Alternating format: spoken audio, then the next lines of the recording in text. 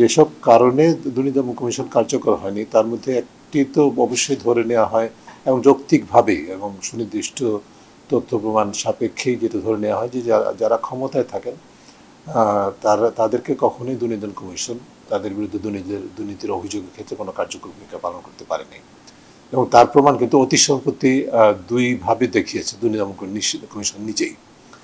এক হচ্ছে যে যারা অনেকের সম্পর্কে শতাধিক বা তার চেয়েও বেশি প্রাক্তন বা পতিত সরকারের মন্ত্রী এবং জনপ্রতিনিধি উচ্চপদস্থ কর্মকর্তা ব্যবসায়ী অনেকের বিরুদ্ধেই অনুসন্ধান তদন্ত শুরু করেছে, যাদের সম্পর্কে সুনির্দিষ্ট তথ্য প্রমাণ সহ দালিলিক প্রমাণ সহ দুদকের কাছে তথ্য ছিল, অভিযোগ ছিল দীর্ঘকাল যাবতই।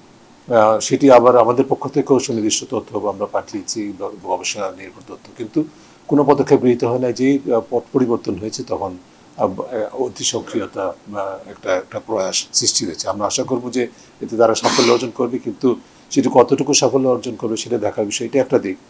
আর দ্বিতীয় যে দিকটা সেটা হচ্ছে যে দীর্ঘদিন দুদকের হাতেই যে সমস্ত মামলাগুলো ছিল আর মূলত এখন ধারাবাহিকভাবে দীর্ঘদিন ছিল আর কি, জমে ছিল বলা যায়, সেটা হচ্ছে যে তাদের অনেককেই, প্রায় সকলকেই বোধ হয় ইতিমধ্যে কোনো না কোনোভাবে কি বলে যে মুক্ত করা হয়েছে বা বা কি বলবো যে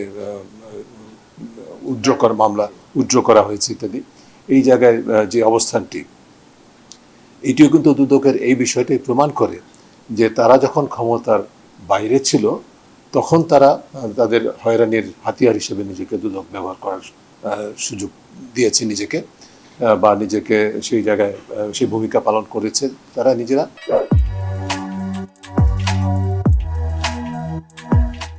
অন্যদিকে এখন যেহেতু ক্ষমতার পট পরিবর্তনের পরে তাদের সেই দলেরই ক্ষমতায়, মানে বলবো যে তাদেরই এই যে আমাদের ছাত্র জনতার আন্দোলনের যেই সুফল, রাজনৈতিক সুফল, তারাই হবেন এই বিবেচনায় কিন্তু তাদেরকে আবার যেই মামলাগুলো ছিল সেগুলো থেকে মুক্ত করা হয়েছে।